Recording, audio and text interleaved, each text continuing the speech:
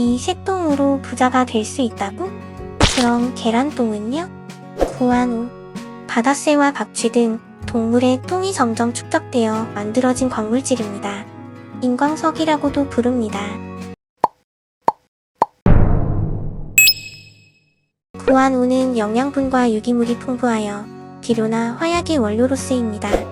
옛날 잉카 제국을 비롯한 안데스 문명권에서는 구한우를 토질 개선 재료로 많이 사용했습니다. 구한우를 채취하려면 황제의 허가를 받아야 했고, 구한우를 생산하는 바다새들을 사냥하거나 괴롭히면 사형에 처해졌습니다. 이후 1802년 독일의 지리학자이자 박물학자인 알렉산더 폰 훔볼트는 구한우를 비료로 활용하자고 제안했고, 유럽 농업의 혁명적 생산 증대로 이끌었습니다. 구한우는 유럽 농민들한테 인기가 높았고 천연 비료로 값비싸게 팔려나갔습니다. 그 후 20세기 구한우의 발굴로 흥했다가 망한 국가가 있습니다. 오세아니아 미크로네시아에 위치한 나우루 공화국입니다. 나루토 아닙니다. 나우루입니다. 한 산호초섬 위에 북반구와 남반구를 오가는 철새들이 똥을 누기 시작했고, 똥이 쌓이고 쌓여 거대한 땅덩어리를 이뤘고, 그 땅에 사람들이 살기 시작했습니다. 나우루 공화국의 탄생이죠. 이 나라는 전 국민에게 매년 1억 원의 생활비를 주며 주거, 교육, 의료비가 모두 공짜이고 세금 한 푼 내지 않는 아주 기막힌 나라입니다. 일반 국민들이 자가용 비행기를 타고 해외로 쇼핑을 나가고, 도로 위에는 람보르기니와 포르쉐가 즐비합니다. 국민들이 부유하게 사는 이유는 섬의 지천으로 널린 새똥 때문입니다. 나우루 공화국은 인광석으로 벌어들이는 막대한 돈을 국민들에게 공평하게 분배하는 파격적인 정책을 시행했습니다. 나우루 공화국 국민들은 새똥 덕분에 아무 일도 하지 않고 나라에서 받은 돈으로 최고급 자동차를 사서 할 일 없이 다녔으며, 차가 고장나면 고치지 않고 도로에 버려두고 새 차를 살 정도였습니다. 나우루 국민들은 살찐 몸을 매력적이라 느꼈기 때문에 매일 인스턴트 음식과 고기, 과일을 섭취해 몸을 더 뚱뚱하게 만들었습니다. 국민의 80%가 비만이었고, 비만과 당뇨병으로 사망률 1위 국가가 되었습니다.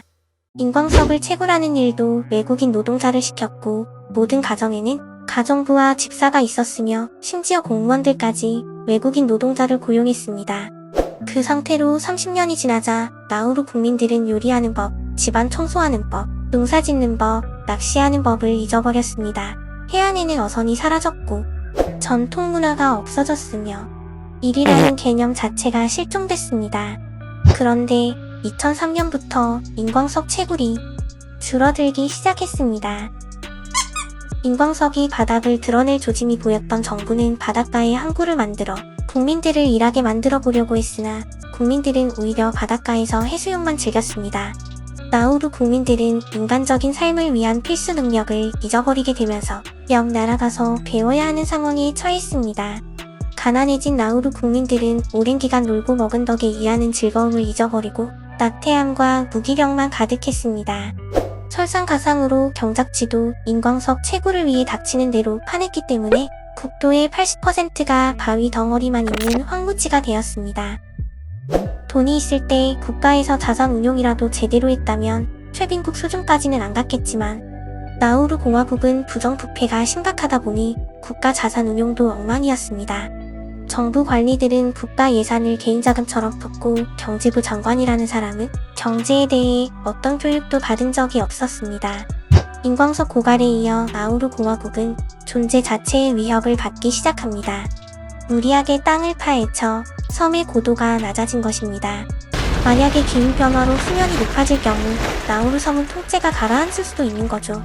현재 상황이 극적으로 개선되지 않는다면 아마 나우루 주민 모두 호주가 지정해준 곳으로 단체 이주하고 나우루라는 나라는 역사 속으로 사라진 채 막을 내릴 가능성이 높습니다.